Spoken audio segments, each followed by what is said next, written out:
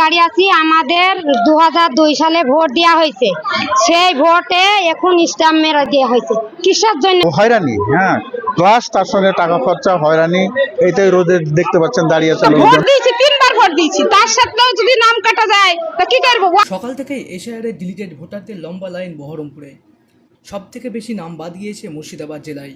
মুর্শিদাবাদ জেলায় বিচারাধীন ভোটারের মধ্যে 4,55,137 জনের নাম বাদ পড়েছে। বাদপড়া ভোটাররা মঙ্গলবার সকাল থেকেই বহরমপুরে ভূমি রাজস্ব দপ্তরের ট্রেনিং সেন্টারে ট্রাইব্যুনালে আবেদন করতে ভিড় জমিয়েছেন।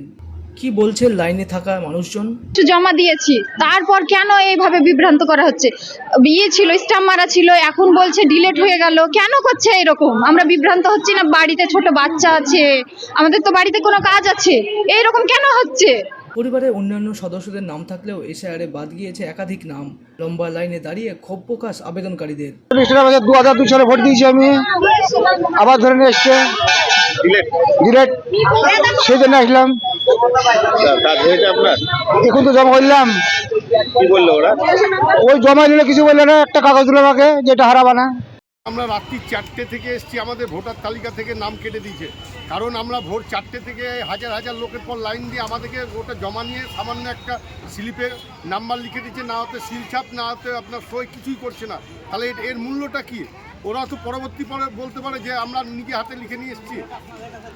বলুন তাহলে আমরা কি সমস্যায় পড়ে আছি? এই সমস্যার সমাধান আমাদের খুব আমার 6টা ছেলে তো 3টির ভোট হয়েছে, তাহলে একই মায়ের পেটের ছেলে আর 3টে ভাগ যাইছে কিসের লেগে? আমি সব কাগজ আমি সব জমা দিয়েছি, কিসের লেগে ঘুরাইছে?